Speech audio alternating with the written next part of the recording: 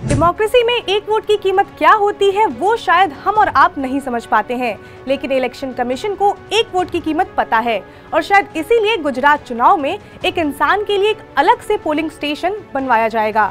Election commission ने Gujarat election की date की अनाउंसमेंट जो है वो कर दी है, लेकिन डेट अनाउंसमेंट करते टाइम इलेक्शन कमीशन ने कई इंपॉर्टेंट बातों के बारे में भी बताया, जिसमें से एक था कि गुजरात में एक अकेले व्यक्ति के लिए एक अलग से पोलिंग स्टेशन बनवाया जाएगा। तो कौन है ये एक इंसान और क्यों वो उस इलाके में अकेले रहने को है मजबूर, जानेंगे आज के इस वीडियो में। नमस्कार, मेरा नाम स्वर्ण और आप देख रहे हैं अनकट। एक वोट की क्या कीमत होती है ये हम और आप नहीं समझ पाते हैं और इसलिए कई बार हम में से कई लोग एलिजिबल होने के बाद भी वोट देने नहीं जाते हैं। एक वोट की कीमत क्या होती है वो उस नेता से जानिए जो एक वोट से इलेक्शन हार जाते हैं। सीपी जोशी तो आपको याद ही होंगे, जो 2008 के राजस्थान विधानसभा चुनाव में एक वोट से हार गए थे। तो एक वोट की क्या कीमत होती है वो इलेक्शन कमीशन जानती है और इसीलिए एक वोटर के लिए गुजरात में एक अलग से पोलिंग स्टेशन बनवाया जाएगा। अब आपके मन में ये सवाल आ रहा होगा कि वो एक इंसान है कौन, और उससे भी ज्यादा कि वो उस असेंबली एरिया में अकेले क्यों रहता है। तो एक एक करके आपके सभी सवालों का जवाब दिया जाएगा, लेकिन उसके लिए आपको ये वीडियो पूरी देखनी होगी।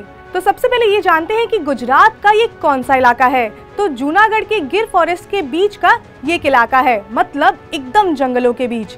ये पोलिंग स्टेशन गुजरात की शान कहे जाने वाले एशियाई शेरों के गिर सेंचुरी के अंदर है और इसीलिए यहाँ किसी और को रहने की परमिशन जो है वो नहीं है। अब आप सोच रहे होंगे कि एक लौते वोटर वहाँ क्यों रहते हैं। तो जंगलों के बीच एक महादेव का मंदिर है और वो एक इंसान उसी मंदिर के पुजारी हैं, जिनका नाम है महंत भरत दास, जो पिछले कई सालों से वहां अकेले रहते हैं और इसीलिए वो दानेज गांव के इकलौते वोटर हैं। जिस जंगल के पुजारी हैं वहां कई श्रद्धालु आते तो हैं, लेकिन जंगल के बीच होने के कारण शाम के बाद वहां किसी को रुकने की परमिशन नहीं है, इसलिए वो वहां पर अकेले रहते हैं। अब आपके मन में कई सवाल आ रहे होंगे, तो आपको बता देते हैं कि ऐसा पहली बार नहीं हुआ है जब उनके लिए एक अलग से पोलिंग बूथ बनवाया गया हो। मीडिया रिपोर्ट्स की माने तो उन्होंने साल 2009, 2014, 2019 के लोकसभा इलेक्शन और 2007, 2012 और 2017 के गुजरात असेंबली इलेक्शन में अपना वोट दिया था और इलेक्शन कमीशन हर इलेक्शन में ये मेक श्योर करती है कि वो अपना वोट दे पाए।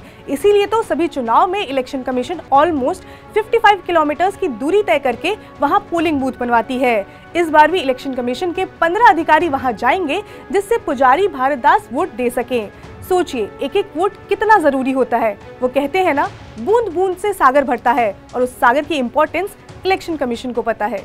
तो अब गुजरात चुनाव का ऐलान जो है वो हो चुका है, अब राजनीति जो है वो और गर्मा जाएगी। वैसे भी अभी गुजरात के मोरबी में जो हादसा हुआ उसके बाद से तो गुजरात की राजनीति में हर दिन कुछ नया हो रहा है। तो अब इसमें आगे जो भी होगा हम आपको अपडेट देते रहेंगे। जुड़े रहिए अनकट के साथ। इसके साथ ही अगर आपको वीडियो पसंद आई हो तो लाइक करें, शेयर करें और सब्सक्राइब करें अनकट को।